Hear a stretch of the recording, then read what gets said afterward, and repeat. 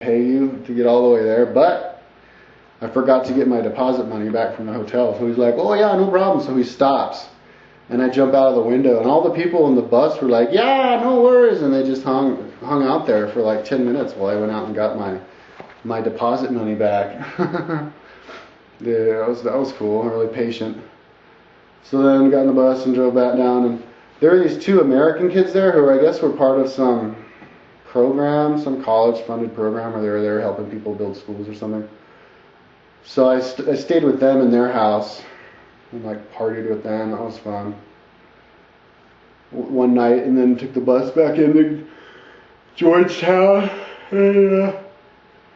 and walked around there for a day, and then decided to take a bus back to a truck back into the original town on the far south border of oh no, I went over on that one first time that happened. Yeah, I decided to take the bus back, and of course I didn't go back to see if my friend was there. He wouldn't have had money, probably would have tried to get me to pay for him to go back south again. So I just jumped on, booked a truck. It was like a big pickup, but it had these tires that weren't big enough.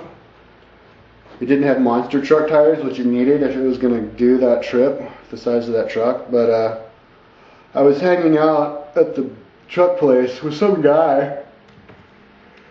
He was a white guy, and he's kind of ratty looking. But he said he owned the diamond mine there.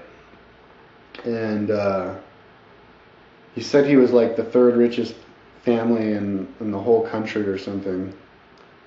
And he was going to fly back to that town that day. It was like $150 or something like that. I can't remember how much it was, but he had a girlfriend there with him. He said she was a prostitute, but she was his girlfriend. And he said like one time he went to Las Vegas and spent like $100,000 one night just gambling. But he was cool, and he said he was gonna go get a joint and come back and smoke it with me or give it to me or something. So he took off, but he never came back. So then I got in the bus, the pickup, and I shared it with these Brazilian guys, but I didn't talk to them the whole time. They weren't talking to themselves either. But we drove down the road, and just south of Georgetown, there are these lots of these like mining refineries. They do a lot of mining in Guyana. They mine for diamonds, like this guy was telling me, and then they mine for like copper or something like that. So I saw this smokestack smoking up, and Georgetown, it's really spread out also. The town itself is really small, but there's lots of little satellite towns. It's basically the whole population of the country is right there along the coast there. And I saw on the news, like, there was actually a head-on collision on that road, and like all the people in a car died. But I didn't really notice our driver going too fast. But we got to the checkpoint area. Before you go in and out of the jungle, you have to like stamp your passport or something. I don't know why. Maybe I don't know why they do that, but it was in nighttime, and we stopped, and there's this cop there, this older black guy, but he was totally wasted drunk, like so he could like, he was like slurring his speech, and he had this huge shotgun with him, and for some reason he decided he didn't like the driver of my truck, of my pickup. There was a driver, and then he had a friend with him, like his assistant or something, I don't know what it was. And then this big black lady, and then me, and I was sitting in the front seat, like next to them, and then I guess later on I got in the back with the Brazilians, just on the back of the pickup. There's like 3 of those Brazilians, but maybe there were like 2 black ladies, but like course they're black. Everybody's black there. But anyways, this guy like decided he didn't like the truck driver, the pickup driver. So he would refuse to stamp anybody's passport. And he was just sitting there like mumbling to himself. And then he'd wave the gun around saying he'd like shoot us or something. And then he was trying to accuse the truck driver of being drunk. Like, you're drunk. I'm not going to let you pass. But the truck driver, he was like really calm. He was just kind of standing there like, okay, think you could maybe stamp my booklet? And he'd be like, what? You're drunk. You're a bad person. I'm going to shoot you. So we were there like a half hour until he finally got bored with himself and decided to stamp us all in. And we got in the pickup and kept going. And we kept we crossed the river again, but then we kept getting stuck. I don't know why he had the small tires, but it was a really big truck. It would have done great if it had big tires, but it didn't.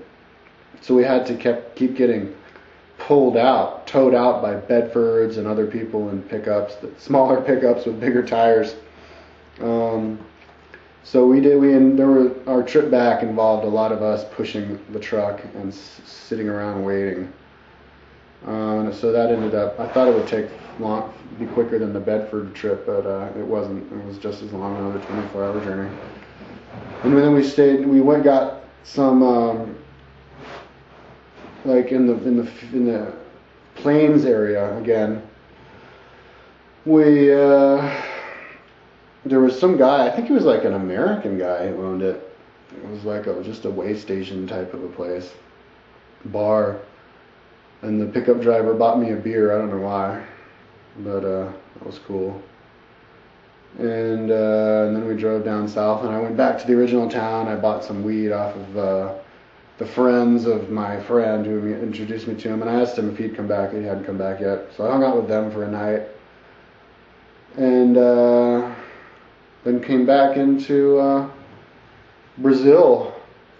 We went down and stayed a couple of nights, or a night, in the northernmost Brazil town before we go into Venezuela. I originally wanted to go into Venezuela, but I didn't have any money. I had to beeline it to Santiago and try and like teach English or something. So I stayed there a night, saw a couple of movies, and then took the bus down into Manaus and stayed in Manaus a couple of days because I had to wait like 3 or 4 days for the bus or the boat to leave. So I did the tour of they have this big opera house there that was really pretty, up on the top of a hill, overlooking, that you can overlook the river, and there's a big, kind of plaza area just to the east of it. And it's really old, like 150 years old or something.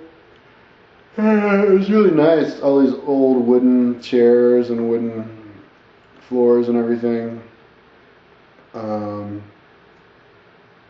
And then saw some movies over in the edge of town. It was like a half-hour bus ride. For some reason, I didn't go to the discos, and I just didn't want to spend extra money drinking, because I have a bad habit of when I go drinking, I drink way too much, and I get way too drunk, and I spend way too much money. I could get myself in trouble, so I just hung out during the day and did that.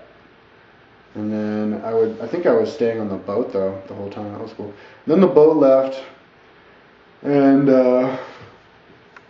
we took the boat down, and where the two rivers meet, we took a right and went down the Southern River.